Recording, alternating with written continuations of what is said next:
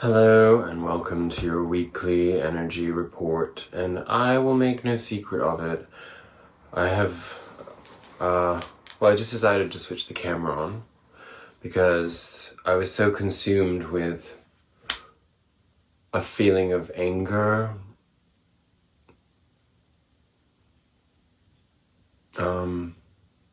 disappointment, frustration,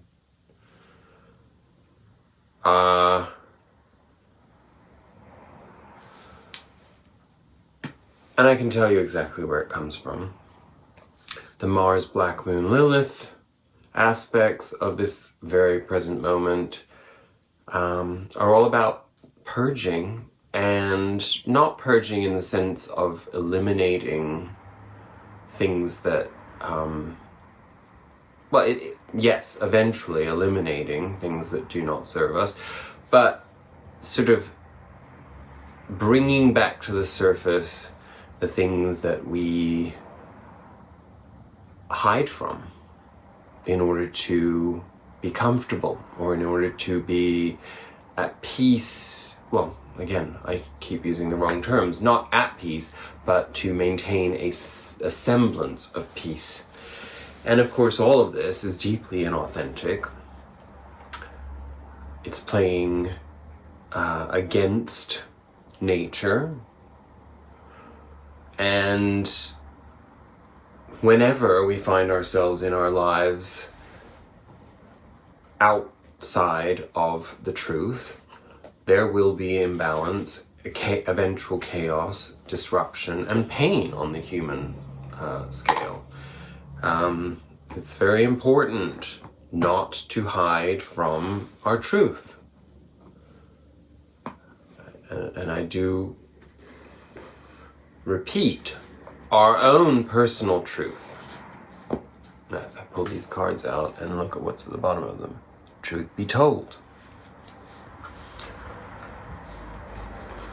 So I guess we'll just take that card. I haven't pulled any cards.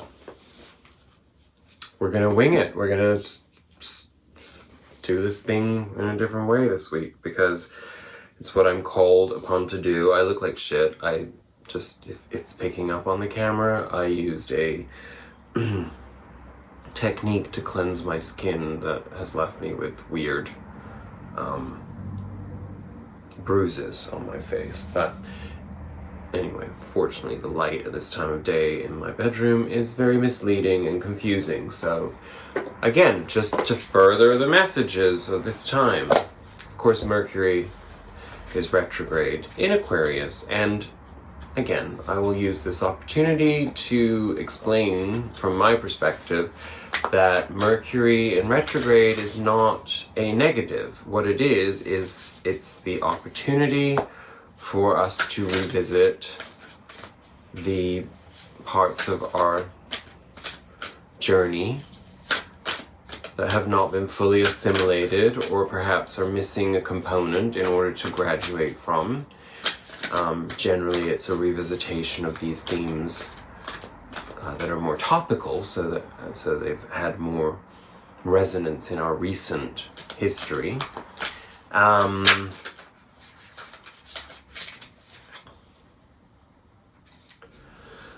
But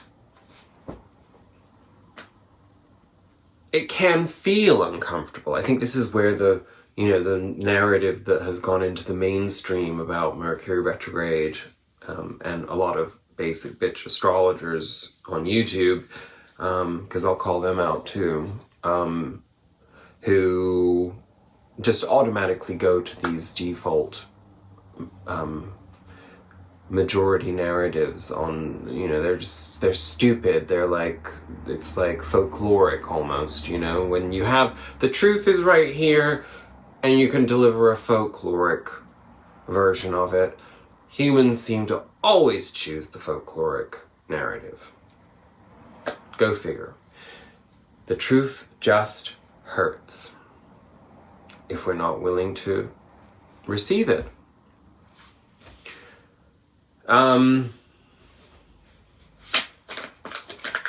So, we're really happy about being in this Aquarian energy, and we're coming up to Aquarian stellium when Venus moves out of Capricorn.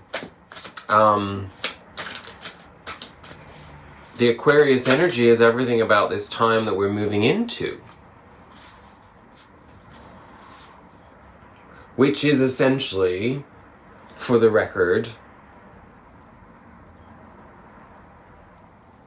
a definition of freedom beyond the limited, stupid, naive, consumerist, materialistic, earth energy illusion of freedom. Aquarius is an air sign. We are in an era of air. We're birthing an era of air. And so everything exists from the sensory perspective.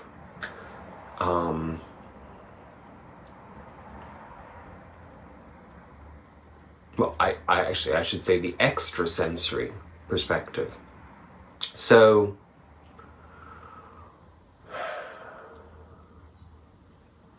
who knows what any of that means for us in the coming week, but in terms of what will be accomplished through this Mercury retrograde in Aquarius, I think is actually the opportunity for us to view all of our Piscean fears, our fear of loss, our fear of oblivion, our fear of obliteration, our fear of nihilism, our fear of moral bankruptcy.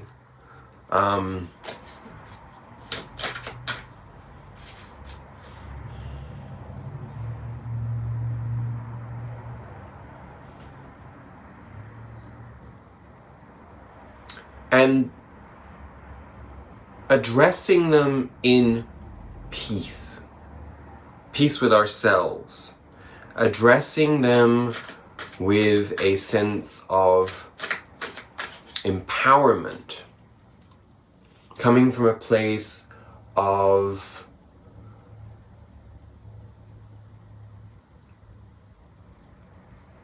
magic. And Aquarius is magic. Magic in the collective, magic in the transcendental, magic in the externalization of the egoic transcendence and embodiment.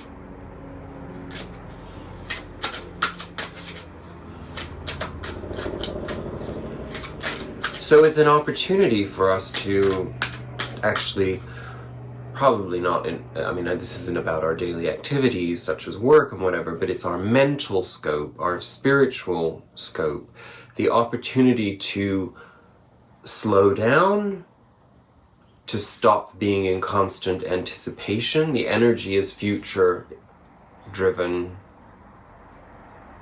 regardless, and I speak within the confines of time and space because this is a three-dimensional reading. It's being open to the unknown.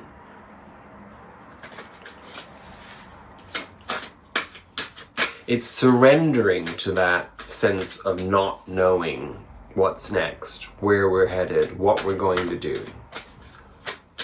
And rather than filling that void with fear, filling it with magic and freedom, which is really easy if we know what we're talking about, but it's really hard when this keeps wanting to show itself when we're here, which is where we usually go when we don't know our path and we're not in our spiritual center. That is poverty consciousness. And obviously, no matter what we do, we are being triggered back into poverty consciousness over and over again in our lives where we still have not mastered the spiritual openness within us. It's not a knowingness, because we don't know. We don't know anything. Right now, let's be honest, none of us knows anything. And it could not be more clear at this time. Which is extremely exciting when you are inspired, and terrifying when you're in fear. Which, I mean, sorry, that's,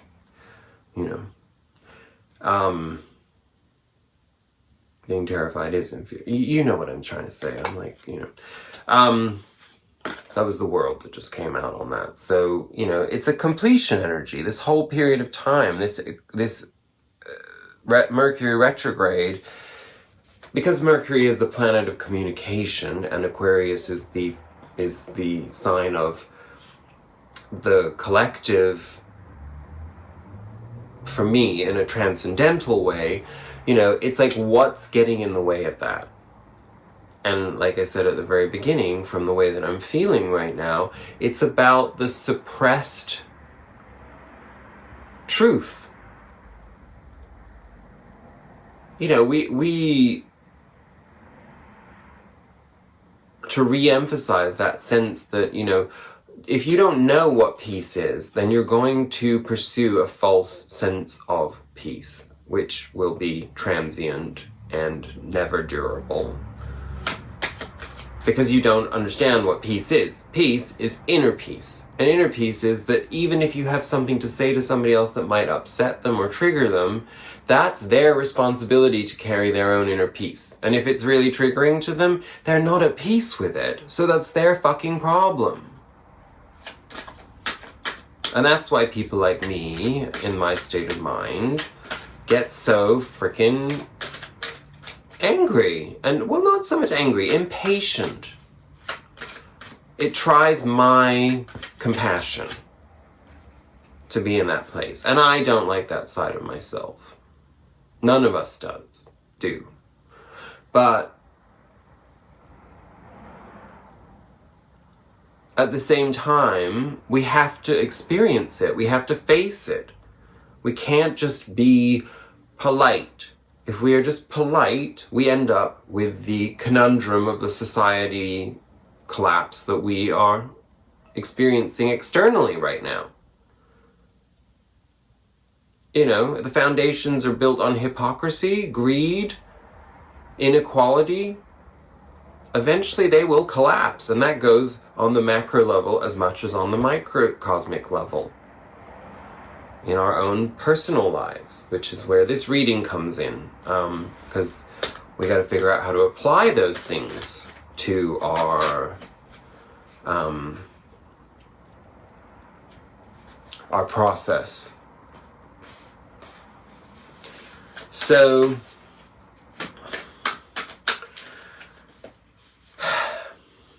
it's not fun. So maybe we do need a respite. Maybe we do need a little bit of a healing crisis personally right now. A reminder of what the poverty consciousness feels like. A reminder of what the inability to surrender is. A reminder of what it feels like to be at odds with everything, out of despair and lack of centeredness, lack of grounding.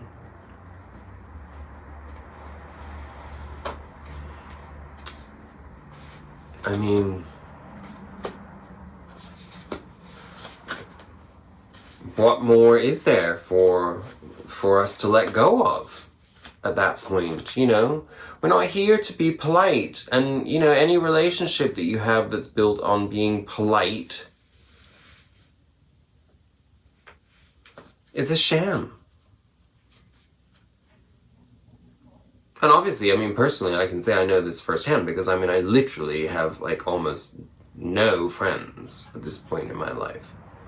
And the few that remain, well,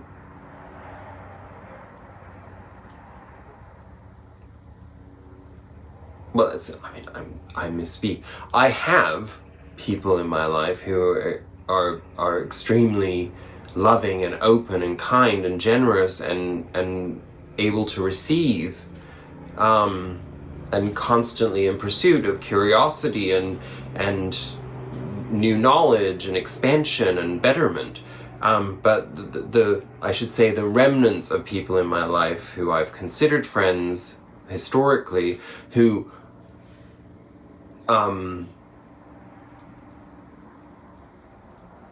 I've sort of tried to accommodate in some way over the last year, it's acutely obvious that they just don't have any place in my life, and they irritate the fuck out of me. You know, and they're, you know what, they're all still brainwashed in there in the loony leftist liberal bubble of, you know, this person's my hero because they endorse abortion, or they're against guns, or whatever. And it's like, yeah, but what about all the fucking shit that they are for? That they didn't run on? That's what the party is. That's what the government in any country is. And people are so invested in these cultural identities, like socio-political identities, and they have no spirituality because they see identity as a receptacle in which they drop themselves. And those people are all going to be lost as fuck in the new world. And, you know, I shouldn't say this because it's anti-spiritual, and I will correct it in myself, but I'll let it out because I have to be truthful. I can't wait to see them experiencing that. And I will find the empathy and compassion in me when it happens, and they crumble, and their dark nights of the soul all come at once and suffocate them. But I will snicker for, like, you know, secretly for like a few seconds. My ego will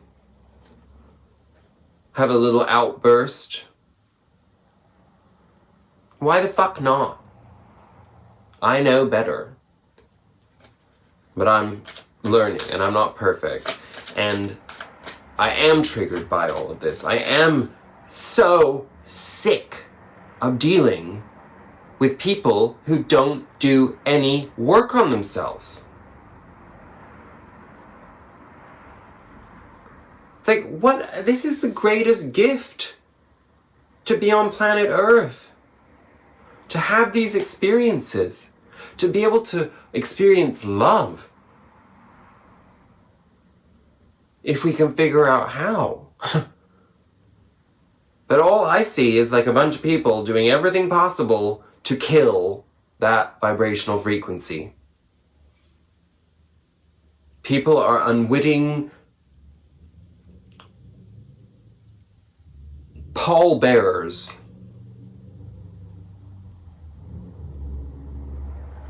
of a hostile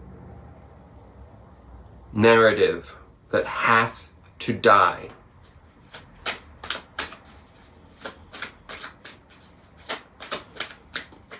And how long they decide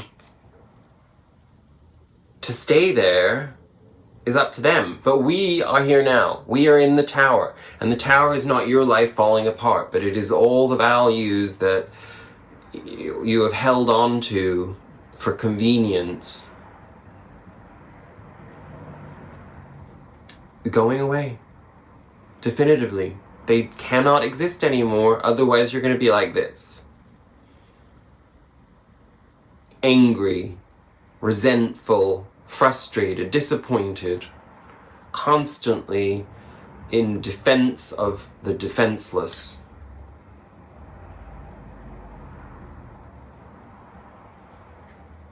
And who wants that? Right? I mean, honestly, it's tiresome to be experiencing this stuff, you know? It's just too heavy. Okay, you know, I'm gonna save the clarifiers. I'm gonna get into these cards right away, just because we probably need to shift away from my inner monologue. I mean, it'll be expanded on, don't you worry. Because it's what is in the collective. It's the truth of everything. I've never seen so much inauthenticity in my life as we have represented to us in our culture, in our social circles right now.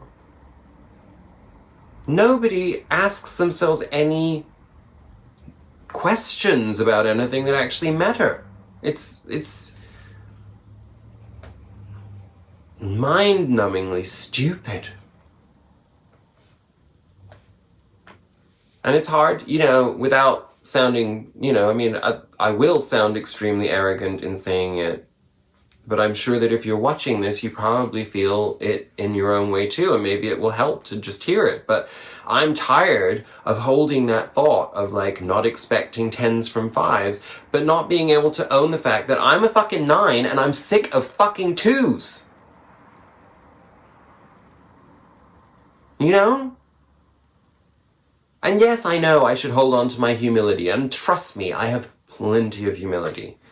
And I've had enough dirt kicked in my face in my life to understand my place. Not because of the dirt kicked in my face, but because I tempered back and understood that humility was actually in the heart, the only place to reside. And I do.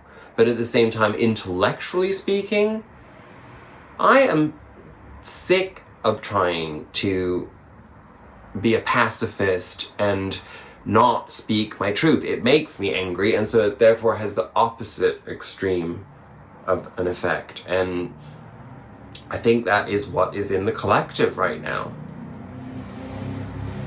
In our resonance, you know? So, our Wisdom of the Oracle card is Truth Be Told,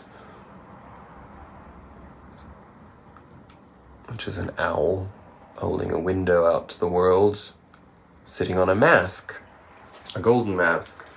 So I think that all speaks for itself. But anyway, the essential meaning of the card is honesty, accepting things at face value, coming out of denial, the willingness to be transparent, clarity of communication.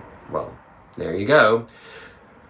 There is the truth, which is the essence of a thing, and then there is a truth, subjective, according to the philosophy of the adherent or believer. And there you just got the distinction of what our problem is in society with the idea of facts and science and so on and so forth.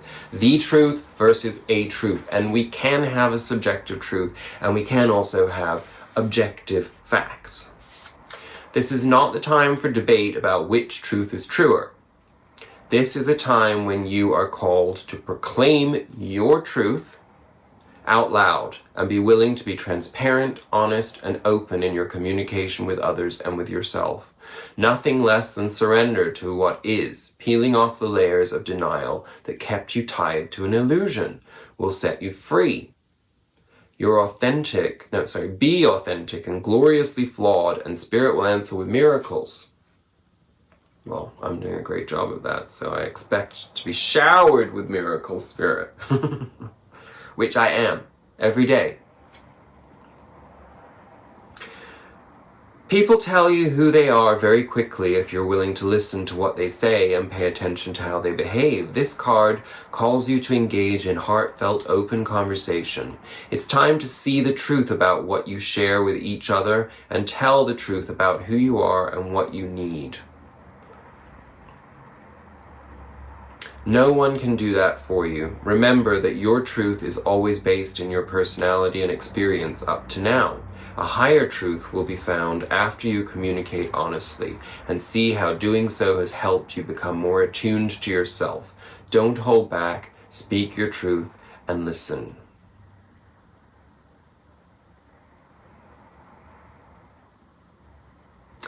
Are you willing to do whatever it takes to experience the prosperous life you deserve? Or desire, should I say. I suppose they're the same.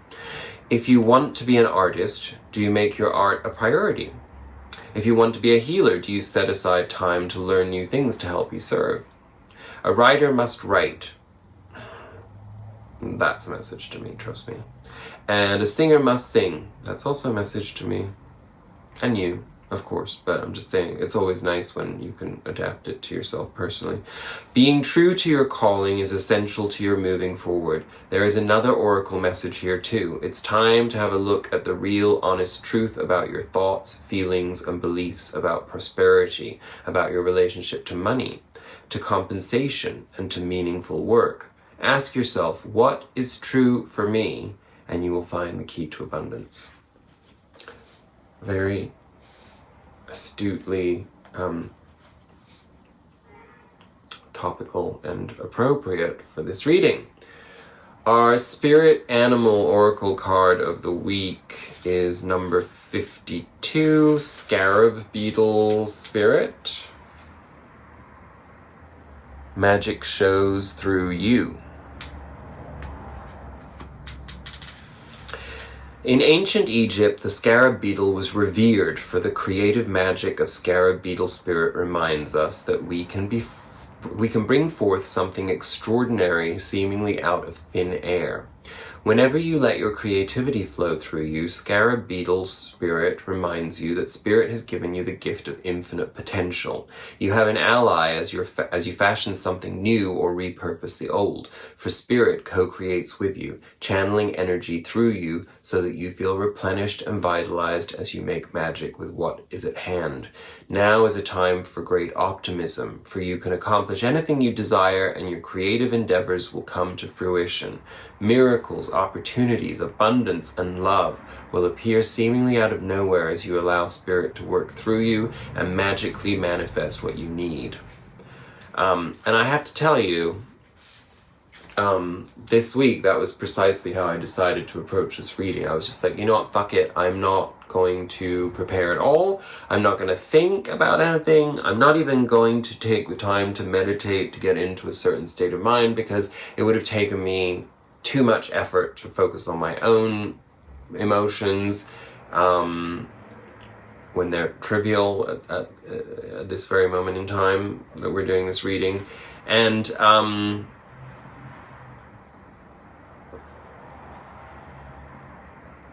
just let it happen. And that's what I'm doing. And I feel I feel very in flow with whatever is transpiring here, because because that's precisely what this energy is. Magic within. It's like our perception, it's our will to co-create, to surrender to co-creation with spirit, rather than being in a place of control, a place of stubbornness, a place of this is how it is and this is how it, you want to make progress, you have to be open to it, and you have to have an open heart, you have to have an open mind, and you have to have a willingness to put in the fucking work. Which means that wherever there's animosity around you, wherever there's chaos around you, you have the magic power to bring peace and order and resolution, so that light can expand and elevate.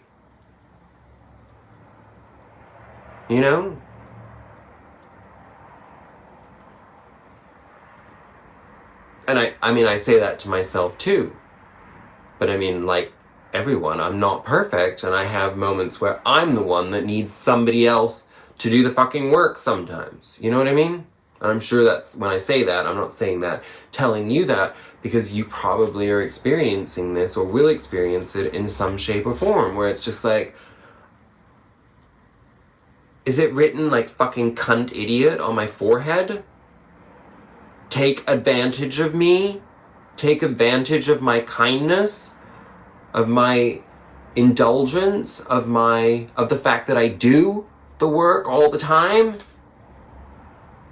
Is that a reason for everybody to just, oh well, he must be cool with everything because he always like makes things work. I can't even say things to that. It's like whatever that grunt noise was that came out of me, like I guess is what it means. That's what it is. It's not a sound I make very often, but it's just like the audacity of stupidity can be excruciating.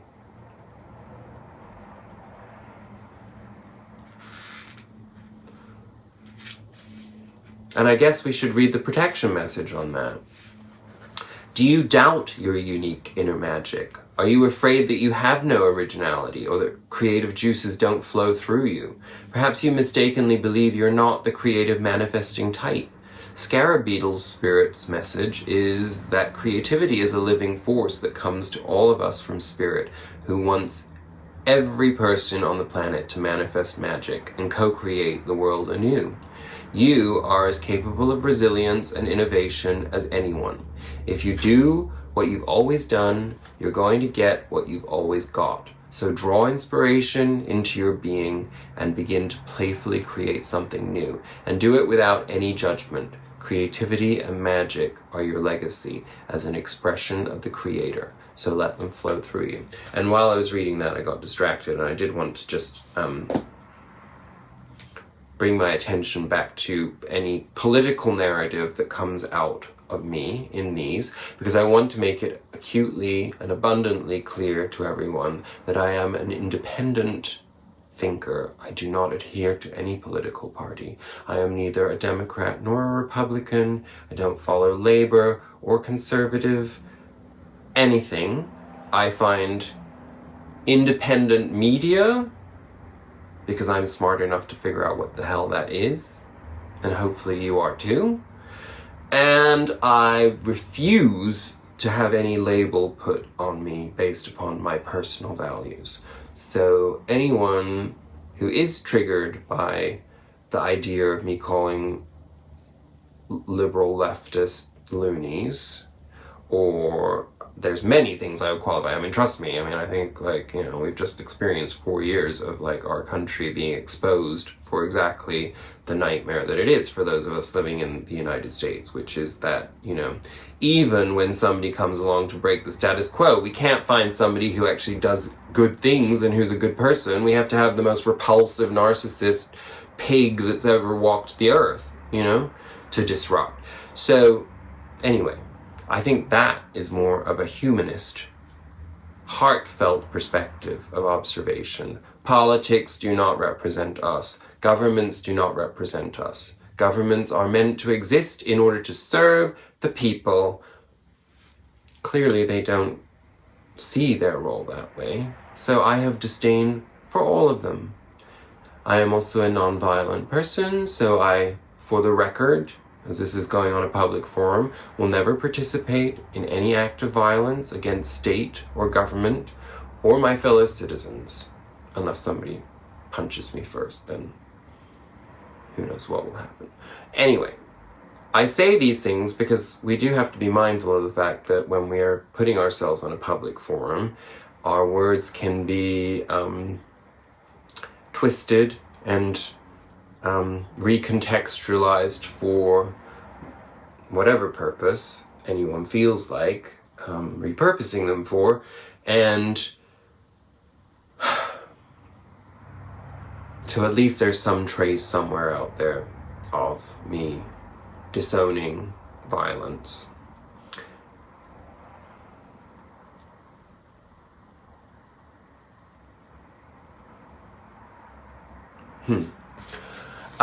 Our Sacred Destiny Oracle card is freedom. Also birds in that picture. So, well, I guess freedom is the association with birds. So,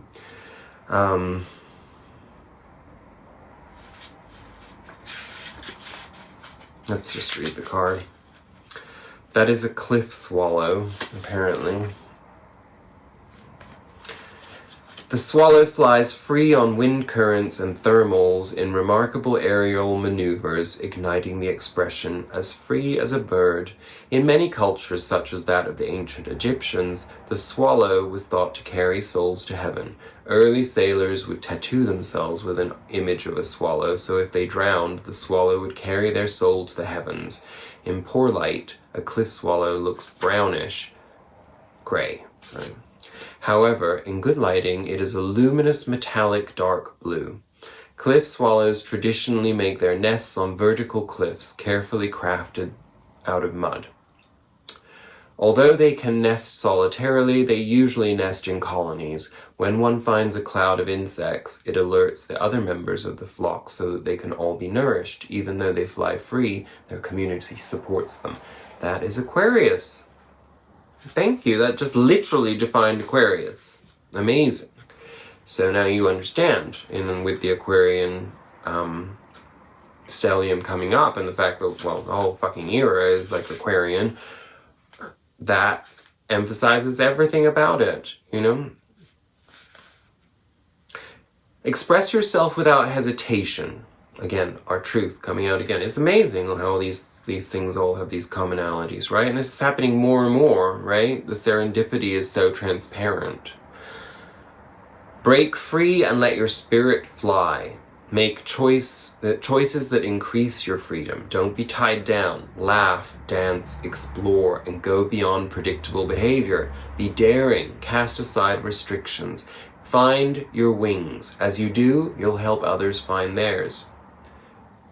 Remember, we always have to remain teachable, you know? And then we become the teacher, and then in turn, the student gives us more things to learn. That's just the way life works, right? You are not here to be ordinary or live a mundane life. You are here to step beyond limitations and self-imposed boundaries. Do not be trapped by convention or the need to please others. Choose life on your terms. Don't accept rules that don't feel right. You can be immensely free and yet still be a part of a loving, supportive community. I cannot even begin to say just how beautiful that message is, because it really, from a macro perspective, encompasses everything about our lives right now and our future. And the fact that we're getting this reflected back to us on a personal level is really beautiful, because that means that this Mercury retrograde in Aquarius is actually giving us the opportunity specifically to prepare ourselves to go from this extreme inner self-awareness, inner care, and finally prepare ourselves fully to externalize that into our experience and start having our environments once again reflect opportunities of growth back to us, rather than it all being insular. But we still have to go through this Mercury retrograde to, you know, get to that. And obviously it's a gradual process, and we will we'll be there before we know it, right? Sorry, I'm turning a light on now because it's a little dark in here. Okay. The Celtic Cross. Our underlying cards. We have the Hierophant, so tradition, structure, rules, and then the Tower. I mean, I hadn't even really thought about it, but the fact that they're here together pretty much tells us that we are going to see on a personal level the same reflection of the breakdown of traditions and structure and authority that we're seeing in the outside world. I don't know if I just repeated myself, but I mean, who knows? But you get the drift. At the center of our reading, again, just to like hammer it home, what do we have? We have the Eight of Cups at the center of our reading. So that's what we're doing right now. We are moving away from the things that hold us back. You know, we have these prescribed notions, or they're almost like propagandist notions that we have built in ourselves of what love is, of how loving someone else is, of how we should respond to others, how we have to respond to others, how we have to respond to certain situations, events, other people's values. You know, all of this is it's time for us to voluntarily walk away from those things. You know, it doesn't mean that we can't bring aspects of those things with us, but we just can't keep maintaining other people's and other situations' little comfort zones if they're going to stop us in our momentum. It's totally self-sabotage. It's like, no, time for you to go deal with your shit on your own. And when you figured it out, then we can talk. Then we can open up again. But again, if we're doing the self-examination as awakened people, awakened to spirit, then again, I mean, this is what covers that sentiment. The High Priestess, you know, which is a deeply spiritual card. There's the indication that walking away from things that don't serve us, or leaving behind aspects of experiences and relationships that don't serve us, by confronting them truthfully, by holding space for our truth. And that doesn't mean negating the other person's truth. They're entitled to their truth, but they have to acknowledge that you have a different truth than them if they want to have the opportunity to grow in that love and relationship, you know? So there's a conflict between the Eight of Cups and the High Priestess, which to me indicates that that's another part of what this Mercury and Aquarius retrograde is, you know, that we're figuring out which parts of our individual selves are fundamental to our freedom and which parts we can keep open or freshly clean and empty in order to receive new aspects from the collective, from the external, you know?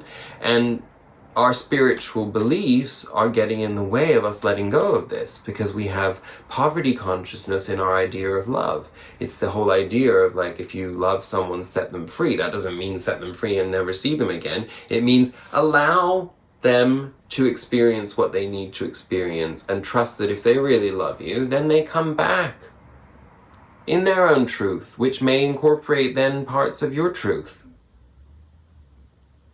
And vice versa, you know? So, we've been too draconian. That's another thing about the death of this when the Hierophant is covered by the Tower. It's like, we have been too rigid in our belief systems, and that's been tripping us up in our own spiritual evolution. So we're letting go of that. Of course, what do we have in our deep past? That fucking Nine of Swords, you know, which is good that it's there because we're leaving that behind. It's in our past now. We're finally letting go of that self-created angst, which has been very heavy the last week or two. A lot of stuff coming back up, you know, like, it's like, you know, the cycle sort of reawakened in us where it was like, oh God, like this is happening again, or this shit is like there, or I'm like dealing with this tired old chestnut in my life that, you know, I didn't even choose for it to like come back in my life, but somehow it's made its way back because there's something that I hadn't resolved in it, and we hadn't resolved in our experiences, and so we were being, this was forcing us into overdrive in the mental sphere, the swords. And so anyway, putting that to rest, because our underlying energy from the past of, that worrying has led us into forging, well, when I say tempering, a sense of legacy. The Ten of Pentacles. It's the idea that we actually now see a purpose to our lives. I mean, we're a spiritual community, so it's from that place of our spirituality that has finally given us, it's imbued us with that sense of legacy that we were missing when we were just focused on the earthly material plane, and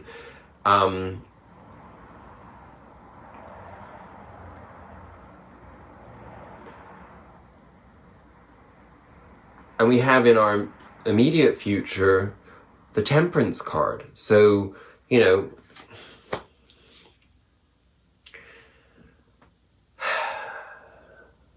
when we leave behind things that are in our way, it's very difficult to have the void, because the void forces us to confront ourselves.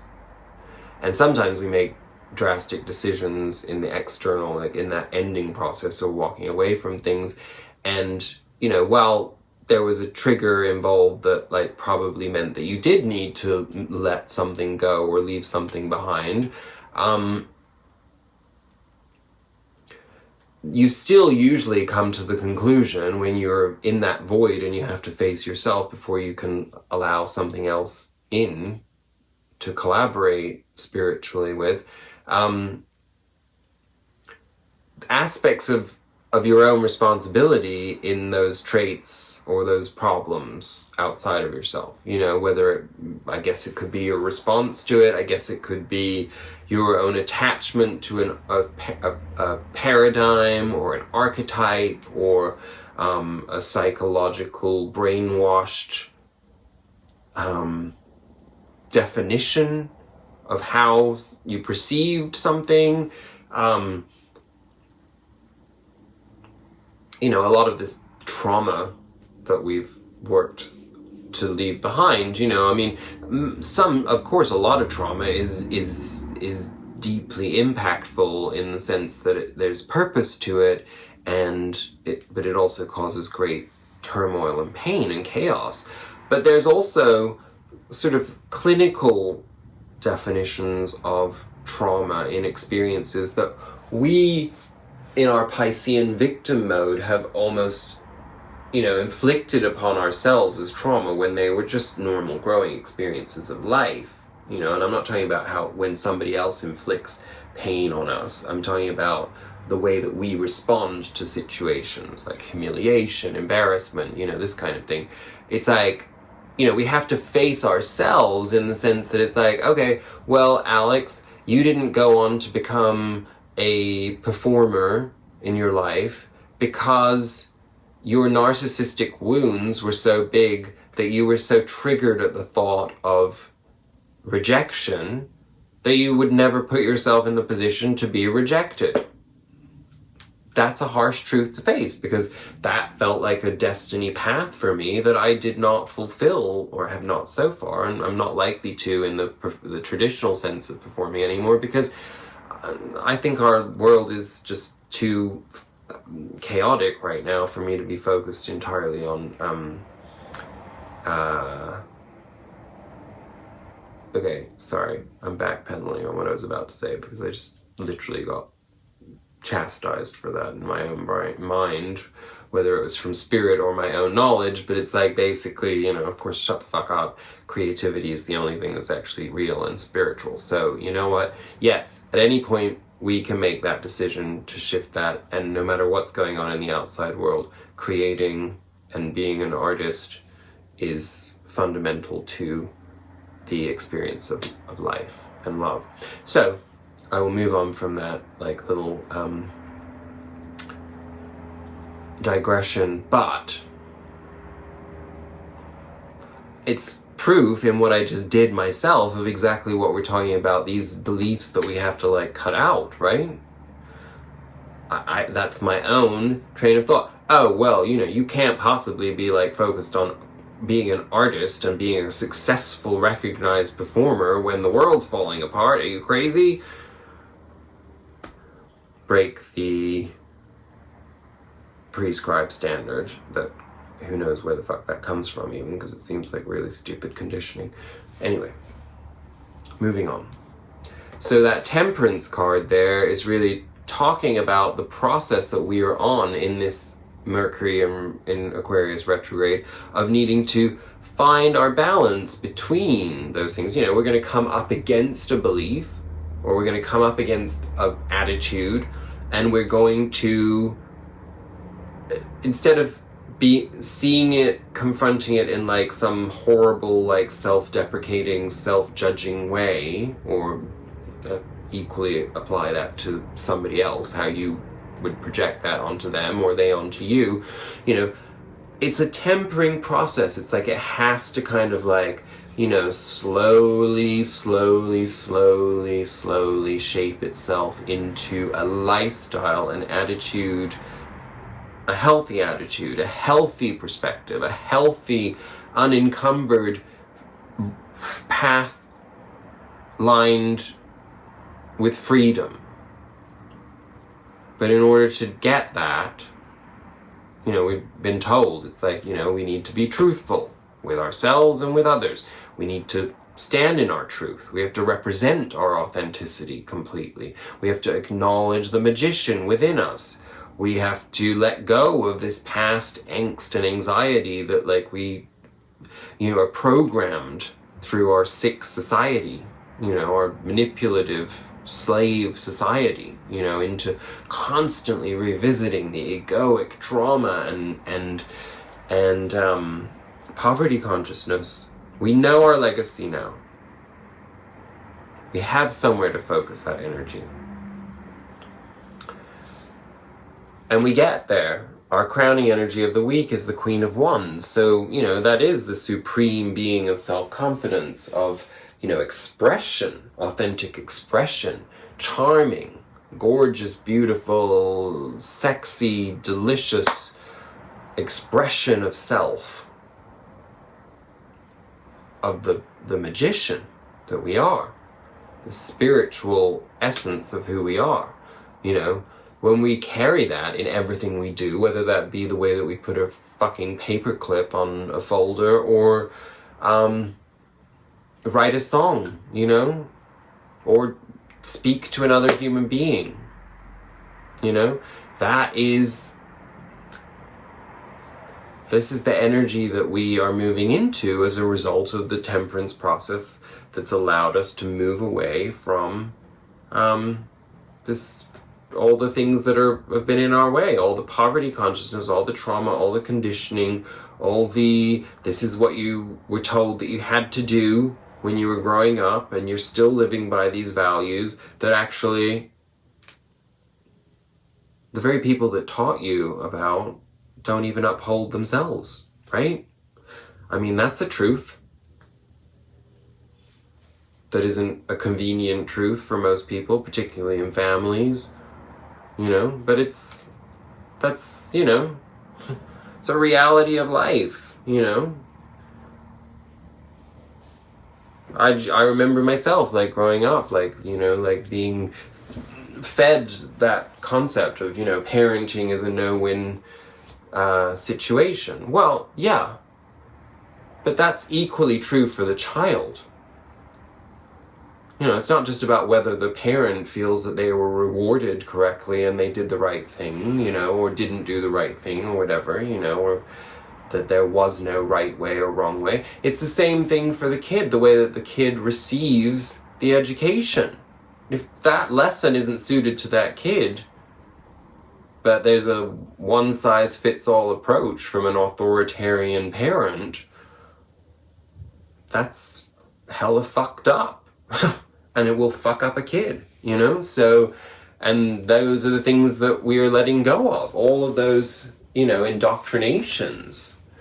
And again, I'm not picking on parents because they don't deserve to be picked up on any more than teachers or our media outlets or anything that, you know, that has an or assumes a position of authority and influence over a formative human entity. And we're all still formative human entities because we keep growing throughout our lives if we are truly in our spiritual essence. Of course, that's another thing that our society lies to us about, you know, with these concepts of reaching adulthood. It's like these moral milestones in life when we're supposed to suddenly start functioning in a certain way and prioritizing certain things, only because it's convenient to a system that doesn't serve us and that doesn't have our better interests at heart. So again, if I wasn't so attached to this deck, I would just fucking tear up this Hierophant card, because that's what this is all about. Fuck Capricorn. No offense to Capricorns, I'm not talking about you individually, but fuck Capricorn energy. It's all about Aquarius now, which Temperance is. So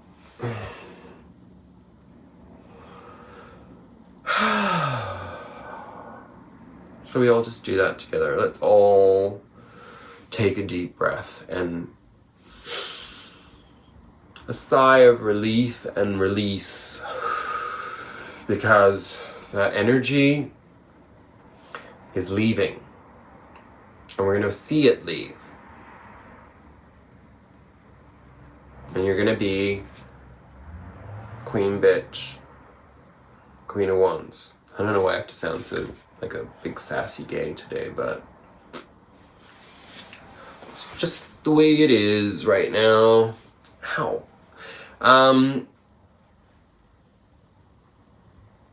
Of course, to move from the Nine of Swords, we have to go through, you know, we've got our Ten of Pentacles at the foundation of this, but we still inevitably have to go through the 10 of the trials and tribulations, and that's either the 10 of Swords or the 10 of Wands, right? Because 10 of Cups and the 10 of Pentacles are these sort of like more congratulatory, more obvious end goals. The 10 of Wands is when we feel very burdened by our value system, in all honesty, because those are, each wand is an experience of inspiration or a pursuit of something, you know, whether it succeeded or not, but those are the experiences that we carry.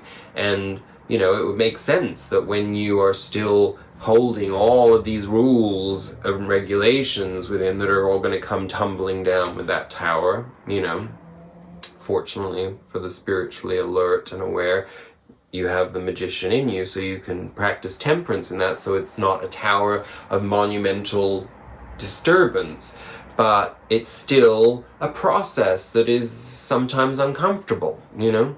And what we have to remind ourselves of when that is our reality and the way that we feel is that we have that choice. You know, does it really, you may have found a point of balance because you have your center of gravity like there to be able to stoop forward and carry all of those burdensome like value related judgments that come from experiences that you're attached to and defined by. But you could just fucking drop them all and start afresh, you know? And that's really what we're being called to do. And the Tower energy is going to make sure that happens anyway. It means that any conversation that you have with another human being where those authentic, the authenticity of the connection is not being reflected back to each other, you know, that's where you'll see the Tower take its energy, you know. Of course, this doesn't count in structured relationships such as a subordinate relationship where you're working for your boss. It's not like the idea is not to suddenly go to your boss and start, you know, a character assassination or something like that. It's it's in our archetypal relationships, you know, not the forced relationships. Although you could argue, well, I won't go into that. I mean, sometimes I think when I'm not saying what I was going to say, that you somehow know what I was going to say. Maybe you do. But sometimes we just have to catch ourselves before we go into another value judgment and anchor ourselves even further into bullshit, right? Oh, God. Sorry about this, but we need more light. There. I feel like I look orange, and now you're definitely going to be able to see the weird bruises that I have on my forehead, but never mind. Who cares what I look like, really? Oh, I hadn't even paid attention to this. In our environment, we have the Two of Cups. So, again, while we would all love to think that, we're all going to come into divine partnerships, suddenly we're in the middle of a, global lockdown and everybody's terrified of germs. So the likelihood of that being a romantic relationship is slim, not impossible, but it is an archetypal perspective too, in the sense that it's how we relate to each other. Do we even honor what's in the other person's cup? Do we think? It might not be an intentional thing. It's like, do you even think about what's in somebody else's cup? Do you think about, when you're communicating with another person, what they have to offer? Do you just go through the motions, of, well, this is this person, and I'm this person, and this is how we communicate? Maybe that's part of the temperance process and the reevaluation process, is to actually reconsider those things in people. You may come to the conclusion that actually somebody has much more worth to you than you actually have believed, and maybe because of a conditioning from somebody else has limited your way of seeing another person in your life, because they archetypally kind of are a vessel of projection for you of a previous relationship, whatever it may be for you. It's like, take the time to think about what's in anybody else's cup that's in your life, so that you are able to fully value what they are to you and what they have, or what you could potentially invest in them in a new way, in ways that you hadn't considered before, because you hadn't realized that they have that capacity, or that talent, or that openness, or that, whatever it may be. Of course, there is, this is a mirroring perspective. So it could also potentially be that, as we just discussed about those tower moments, that it's like you could find yourself with somebody, like, let's say, a friend that's been in your life for 20 or 10 years or something, or 5 years, and, they're okay, and you kind of have a okay relationship, but at the same time, you're just kind of going through that pattern of relationship that you've always had with them, and subsequently, you're not really gaining anything from it, and neither are they, and maybe they don't even want to see who you are. And I suppose that could be vice versa. I mean, I personally don't live my life that way, so it wouldn't be the case. I don't think most of the time that I would perceive other people that way, but I'll certainly have to give that some thought. And if you're discovering that, what's in their cup is not really great for you, then this applies. Walk away. Move away from it. I mean, this can also be yourself, The Two of Cups, I mean, at the end of the day, aren't we all in this journey to have, an experience of self-love, And in having that experience of self-love, of course, then we mirror love out in everything else in our lives, So I don't know if it's just me or if it's going to show up on camera, but it feels as though the light keeps changing constantly from sort of a daylight to a night light, and it's really weird. Maybe it's my candle doing that? I don't know. Anyway, maybe I'm just crazy and my vision is off. But I think when I get distracted like that, it's usually just spirit saying, move on. But you get the drift with the Two of Cups. In our psychology card, we do have the moon. So, you know, this is the temperance energy. You know, I mean, it's essentially, you know, there's a lot of duality in this reading, isn't there? You know, those cards are all, and you know, it's all duality there. And in fact, the Tower card, well, of course, like, look, duality in the Hierophant too.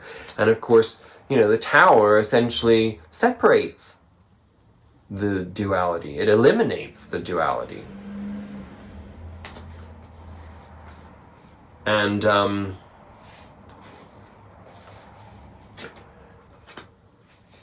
so that's our process, the psychological process. You know, it's,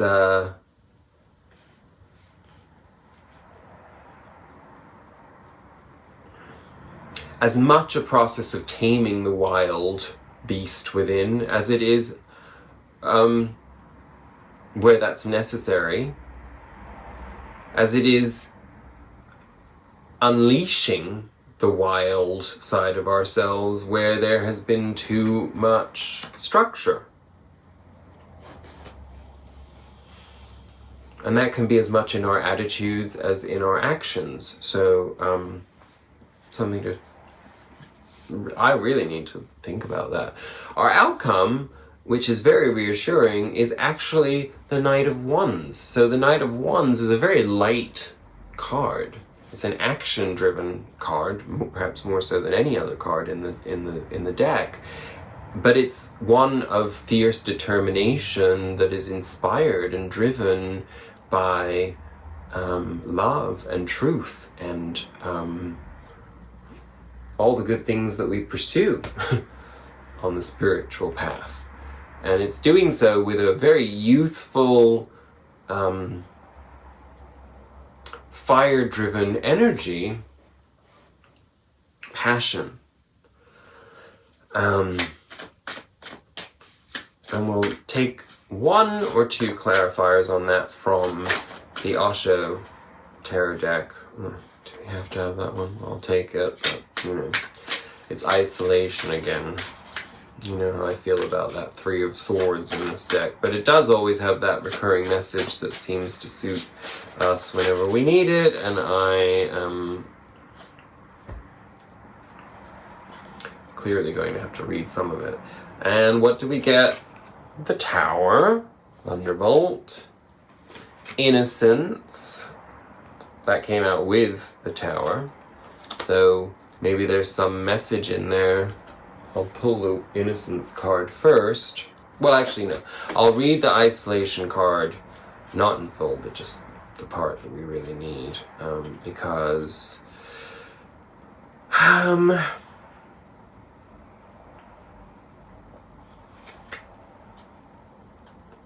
you know, the Three of Swords, I mean, as much as it's we always look at it as an emotional card, because in the Rider-Waite it's shown as three swords going through the heart, you know. It's the ideas that control that. It's not the experience. And basically that's what this whole reading is about, isn't it? It's like the liberation from the preconceptions that result from trauma or from trauma response. And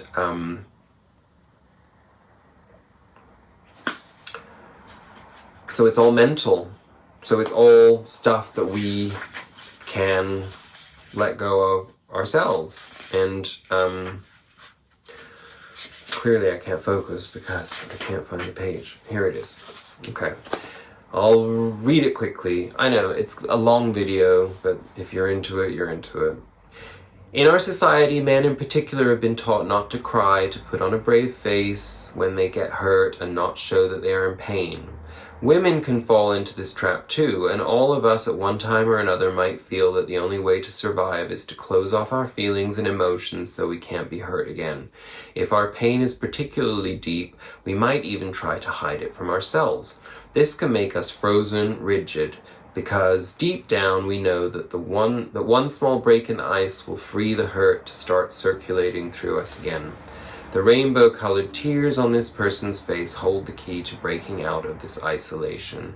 The tears, and only the tears, have the power to melt the ice. It's okay to cry, and there is no reason to feel ashamed of your tears.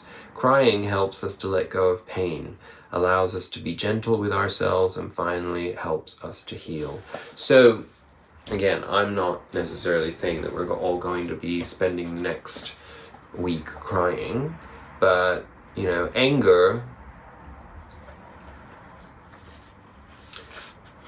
and anxiety are sort of, you know, I think people have a tendency to think of crying as being associated with depression or with sadness, and, you know, anger is a form of sadness and disappointment. So it's all the same emotion, it's just that we tend to decompartmentalize the manifestation of it, and then we don't actually know how to put it into the master emotion, right? So I don't know what I'm talking about. I do, but I don't.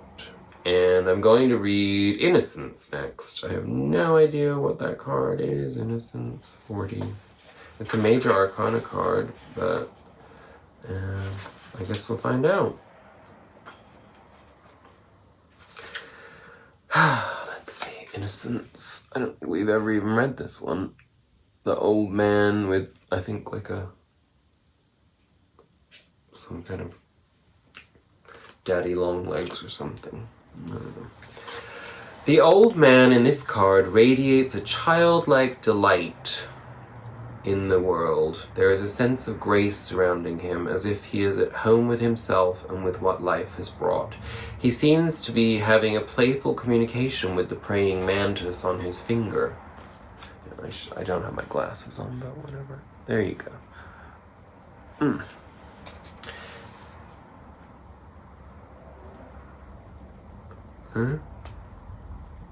As if the two of them are the greatest friends, the pink flowers cascading around him represent a time of letting go, relaxation, and sweetness. So this is totally what the Mercury retrograde is in Aquarius.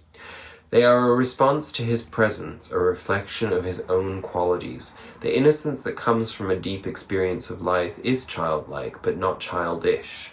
The innocence of children is beautiful but ignorant. It will be replaced by mistrust and doubt as the child grows and learns that the world can be a dangerous and threatening place. 3 of Swords. But the innocence of a life lived fully has a quality of wisdom and acceptance of the ever-changing wonder of life. Zen says that if you drop knowledge, and within knowledge everything is included, your name, your identity, everything, because this has been given to you by others, attitudes, trauma. If you drop all that has been given by others, you will have a totally different quality to your being, innocence.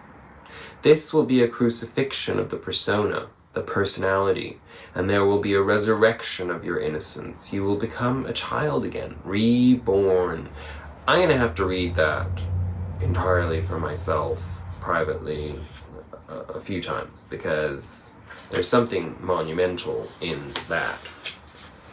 And just to remind us of what the Tower energy actually means from a Zen perspective, I will read that card, because it came out with innocence.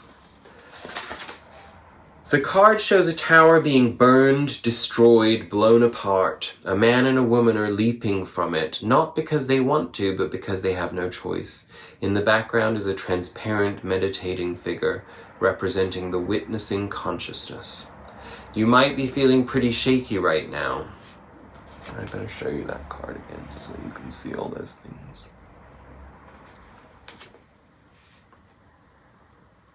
as if the earth is rocking beneath your feet. Your sense of security is being challenged, and the natural tendency is to try to hold on to whatever you can. But this inner earthquake is both necessary and tremendously important. If you allow it, you will emerge from the wreckage stronger and more available for new experiences. The cup. What's in the cup? After the fire, the earth is replenished. After the storm, the air is clear. Try to watch the destruction with detachment, almost as if it were happening to someone else. Say yes to the process by meeting it halfway. What meditation does slowly, a good shout of the master, unexpectedly, in the situation where the disciple was asking some question and the master jumps and shouts. I'm not going to read this because you know what it is. It's like the master like jumping on top of the disciple and snapping him out of his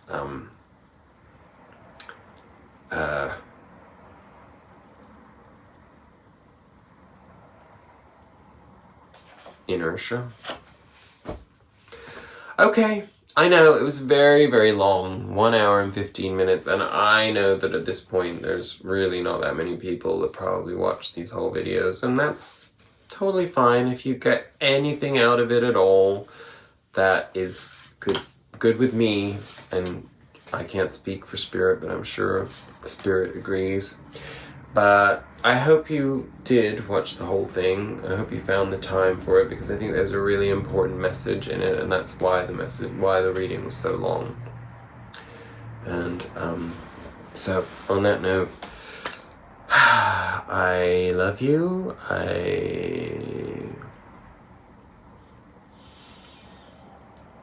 Well, just do it, right?